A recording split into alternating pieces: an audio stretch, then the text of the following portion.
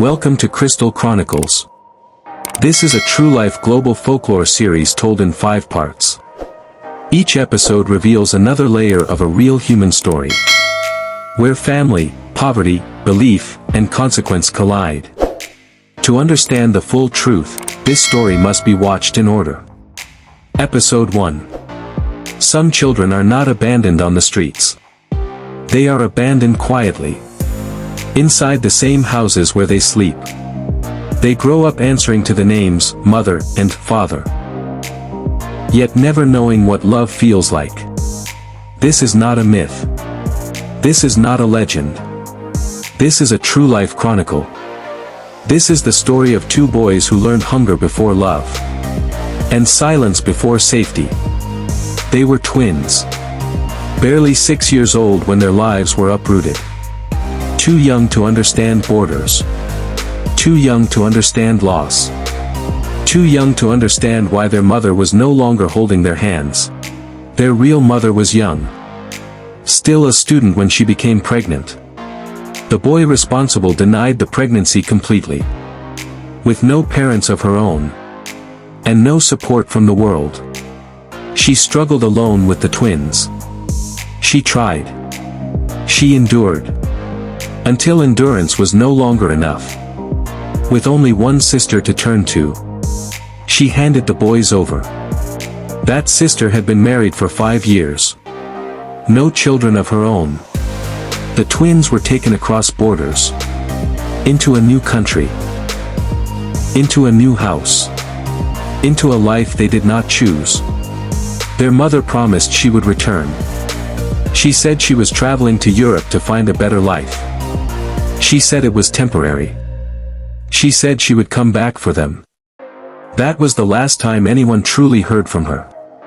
7 years passed. No phone calls. No letters. No messages. Only silence. And silence became a shadow that followed the twins everywhere. In that new house, they began calling their aunt mother, and her husband father. But the words had no meaning. The man drank heavily. He gambled endlessly. He chased luck from one place to another, and came home empty every time. The woman was always busy. Business meetings, parties, travel, gossip. She dressed well. She smiled in public. She looked successful to the outside world. But she never had time. Not for the boys. Not for their hunger. Not for their school. Not for their pain. When the twins complained about school fees, they were ignored. When they complained about hunger, they were insulted. When teachers sent them home for unpaid books and fees, they were beaten. The house was full of people, but empty of care. Hunger became normal. Some nights, they were locked inside a room from the outside. No food. No explanation. They could hear plates clinking in the next room. They could hear laughter. They could hear people eating. But none of it was for them. Sometimes they came back from school, and met their so-called parents already eating. They stood there quietly. And still, they were denied food. Hunger stopped being pain. It became routine. School was supposed to be their escape. Instead, it became another battlefield. They owed fees constantly. They were sent out of classrooms repeatedly. Hunger made concentration impossible. Their grades dropped. Their confidence disappeared. At school, they stole food from classmates' bags. Not because they were criminals, but because they were starving. When they were reported, punishment followed them home. Beatings. Insults. No questions asked. Existing itself became a crime. At the age of 13, the elder twin stopped dreaming. While other children imagined the future, he calculated survival. He did menial jobs, carried loads, cleaned shops, worked anywhere that would pay. He funded his own secondary education.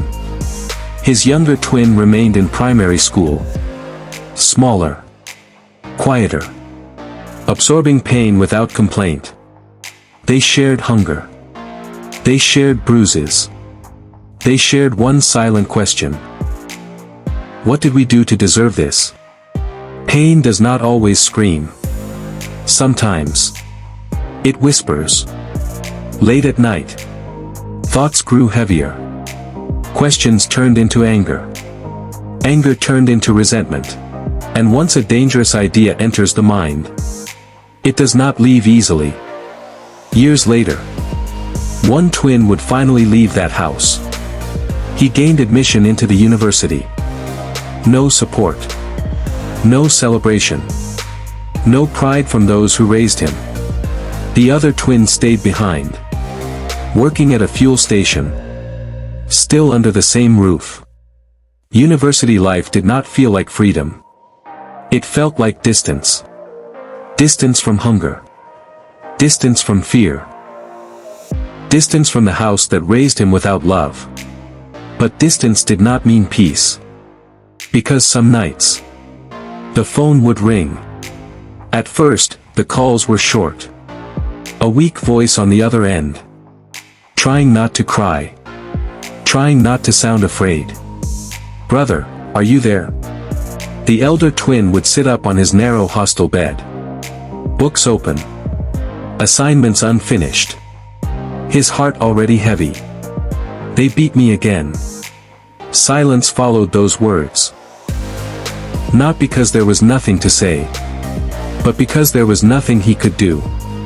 "They said I stole food. I didn't steal anything this time." The line would crack. "They didn't give me food today. I came back from school hungry again. They locked me outside. I slept near the door." The elder twin would close his eyes. He could see it. The dark. The cold. The door that never opened. He would ask the same question every time. "Did you eat anything at all?" And the answer was always the same. No. University lectures continued. Life moved forward around him. Students laughed. They complained about assignments. They planned their futures. But his mind was never fully there. Because while he was learning economics, his brother was learning endurance. While he was sitting in lecture halls, his brother was being shouted at for existing. The younger twin was still in primary school. Still small. Still quiet. Still trying to disappear inside his own body. Teachers noticed his silence. They noticed how he never played. How he never complained. How he never asked for help. But silence is easy to ignore. At home, the abuse did not change. Sometimes it grew worse. When the father lost money gambling, the boy paid for it. When the mother returned tired from work or gossip, the boy became the outlet. They did not ask questions. They did not listen. They punished first. "Why are you always hungry? Why are you always weak? Why are you like this?" As if hunger was a choice. As if weakness was rebellion. The boy learned a dangerous lesson early. Silence hurts less than speaking. Still, he called his brother. Because that voice was the only proof that someone cared. The elder twin began skipping meals again. Not because he had to, but because guilt tasted heavier than hunger. He sent money when he could. Small amounts. Never enough. But money could not protect his brother from fists. Or words. Or locked doors. Each call ended the same way. "Please don't tell anyone." Because fear had taught him. That telling made things worse. The elder twin began to change. He stopped sleeping well. He stopped concentrating. He stopped believing education alone could save them. Anger crept in quietly. Not loud. Not violent. Calculated. He began asking himself questions he had never asked before. Why do some people suffer endlessly? Why do bad people sleep peacefully? Why does survival require silence? And slowly, very slowly, the idea of fairness began to rot. Pain does not always scream. Sometimes, it sits beside you in the dark and talks. Late at night, when campus noise faded, the elder twin listened to those thoughts. What if nothing changes? What if this never ends? What if the only language some people understand is loss? These were not plans. Not yet. Just thoughts. Unwelcome. But persistent. Meanwhile, back at the house, the younger twin stopped crying altogether.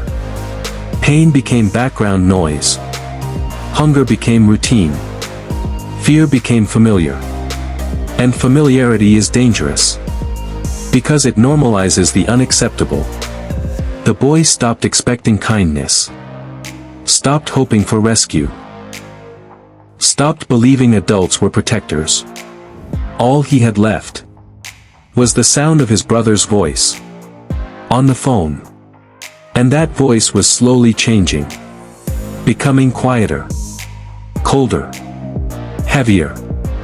The younger twin noticed. "Are you okay?" he asked one night. The elder twin lied. "I'm fine." But he wasn't.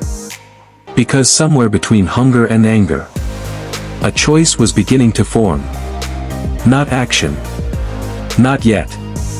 Just a thought. A whisper. A dangerous possibility.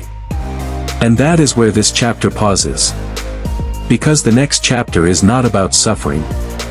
It is about what suffering creates. This story does not end here. Because in the next episode, we uncover how neglect hardens the mind, and how influence turns resentment into direction. This is Crystal Chronicles. And this is only the beginning.